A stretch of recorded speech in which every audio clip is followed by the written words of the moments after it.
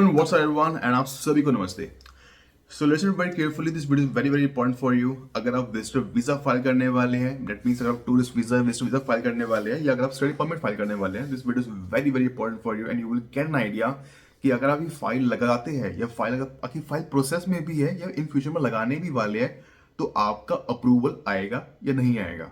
Listen very carefully. I will try my best video को मैं short and crisp रखूं and before moving forward if you have any question regarding anything, कोई भी visa की help चाहिए हो, you can contact me on this number. WhatsApp पे मुझे कॉन्टैक्ट कर सकते हो, आप मुझे इंस्टाग्राम पे डीएम कर सकते हो and if you need a session you can take a session, you can DM me on WhatsApp, I will definitely help you out. And सबसे मोस्ट इंपॉर्टेंट चीज, वीडियो को लाइक एंड शेयर जरूर करना। And तीसरी most important चीज, अगर आपका score CRS 430 बन रहा है या उसके आसपास ही बन रहा है, उससे थोड़ा कम भी बन रहा है, you can contact me, I will help you in terms of direct PR also. आपको कोई और वीजा लगाना हो, I will help you on that one also. So सीधा बात करते हैं मेन टॉपिक में, मेन मुद्दे पे, विजिटर वीजा के रिगार्डिंग एंड स्टडी परमिट के रिगार्डिंग।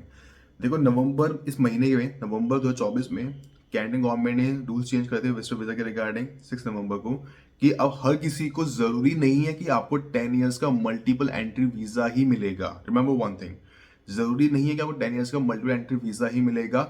माइट भी आपको 1 मंथ का मिले, माइट भी आपको 1 ईयर का मिले, 6 मंथ्स का मिले, 2 ईयर्स का मिले, 5 ईयर्स का मिले। It's all depend upon the visa officer, उसके ऊपर डिपेंड करता है। सबसे मेन इंपॉर्टेंट चीज है कि आपका पर्पस ऑफ विजिट क्या है। दूसरी चीज, आपके टाइज कैसे आपकी होम कंट्री से। तीसरी मोस्ट इंपॉर्टेंट चीज, आपके पास फंड्स क्या है, आपने कितना फंड्स दिखा रखा है। चौथी मोस्ट इंपॉर्टेंट चीज, विजिटर वीजा के अंदर 2 कैटेगरी आती है, उससे भी दोनों को विजिटर वीजा ही बोला जाता है। एक होता है टूरिस्ट वीजा। टूरिस्ट वीजा मतलब कि मैं उस कंट्री में जा रहा हूँ एज एन टूरिस्ट, मैं वहां पे किसी को नहीं जानता, I am going to Canada to travel, मैं वहां पे घूमने जा रहा हूँ, कोई भी पर्पज हो घूमने का, देखना वेखना, नयागरा जाना, टोरंटो जाना, वैंकूवर जाना, डजंट मैटर, मैं एक टूरिस्ट हूँ। दूसरा विजिटर वीजा आता है, अगर आपके कोई नोन में, चाहे वो ब्लड रिलेटिव हो चाहे वो ना हो, अगर वो आपको स्पॉन्सर लेटर प्रोवाइड करते हैं तो आपको विजिटर वीजा मिलता है, उसे भी हम विजिटर वीजा ही बोलते हैं। लेकिन आज के टाइम पे अगर आपके पास कोई स्पॉन्सर लेटर होता है तो आपके chances of approval very high. दूसरी चीज, आपके पास इनफ फंड्स होने चाहिए to support yourself.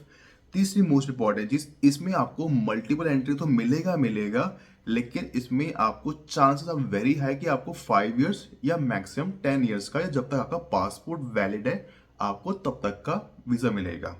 Remember one thing, जरूरी नहीं है टूरिस्ट वीजा में आपको 10 साल का मिले या पासपोर्ट वैलिड है तब तक मिले। माइट भी आपको 6 महीने का मिले, माइट भी आपको 2 साल का मिले, माइट भी 5 साल का मिले, माइट भी आपको 10 इयर्स का मिल जाए जब तक आपका पासपोर्ट वैलिड है। It's all depend upon the visa officer. Okay, तो ये हो गई विजिटर वीजा की रिगार्डिंग। अब मैं बात करता हूँ स्टडी वीजा के रिगार्डिंग।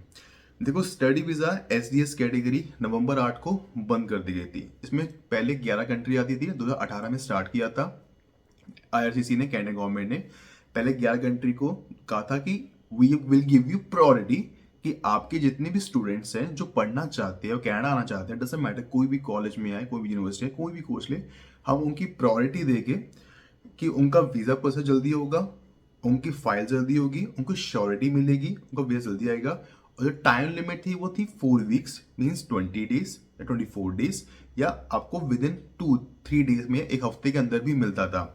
2018 में स्टार्ट किया था, पहले 11 देश थे, उसके बाद 3 देश को और ऐड किया, टोटल 14 कंट्रीज हो गई। इसके अंदर पाकिस्तान, ब्राजील, इंडिया और 3-4 कंट्री और भी आती है, मेरे को पता नहीं, आप स्क्रीन पे देख लेना, चेक कर लेना।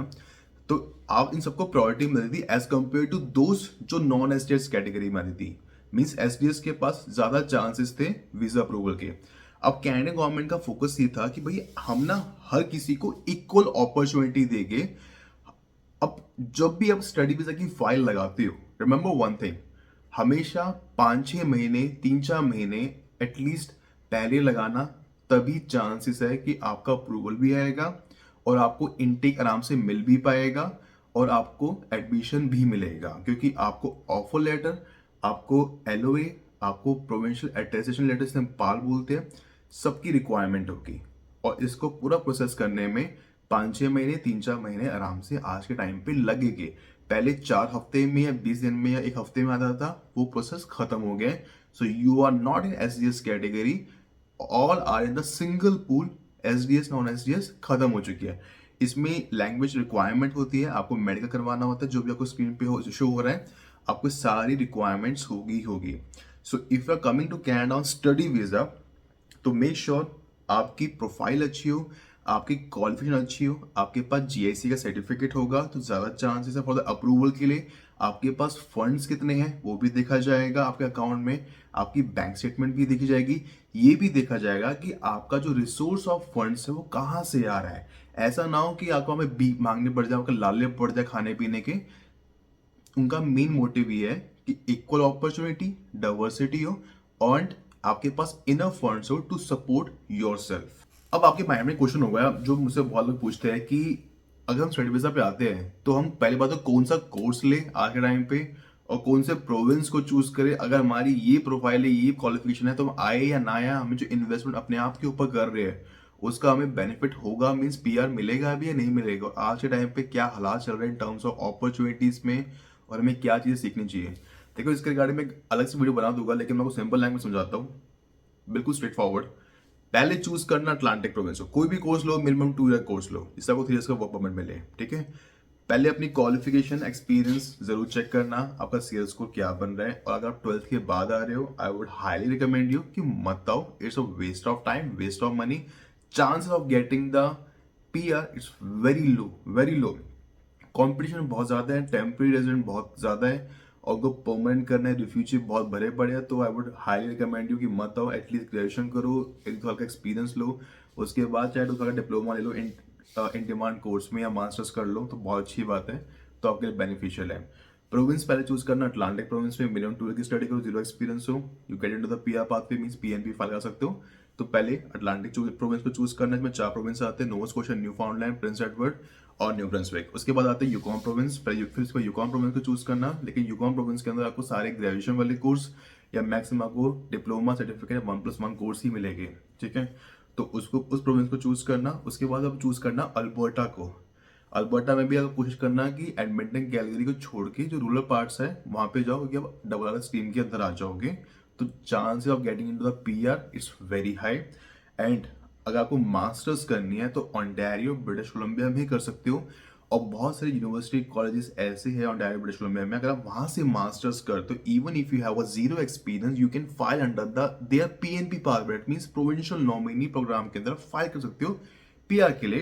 दैट मींस ओंटारियो के अंदर, ओआईएनपी के अंदर, ब्रिटिश कोलंबिया के अंदर, बीसीपीएनपी के अंदर, तो chances of getting a PR it's very high अगर आप स्टडी पे आते हो और मास्टर्स करते हो। एक इंपॉर्टेंट चीज मैं आपको आखिरी बताना भूल गया कि जब विजिटर वीजा फाइल करोगे ना, तो फाइल करने से पहले जो आपका सिंगल एंट्री मिलेगा, मल्टीपल एंट्री मिलेगा, कितना टाइम का मिलेगा, ये बहुत डिपेंड करता है आपका पर्पस ऑफ विजिट में। आई थिंक मैंने बोलना भूल गया, लेकिन अगर पर्पस ऑफ विजिट बहुत मैटर करता है। और ये जो आपको मैंने एक चीज कही थी, स्पॉन्सरशिप लेटर है, तो चांस आर वेरी हाई कि आपको बहुत लंबे टाइम के लिए मिलेगा वीजा। अगर टूरिस्ट वीजा है तो might be 6 months, might be 1 year, 2 year, 5 years. It's all depend upon the visa officer.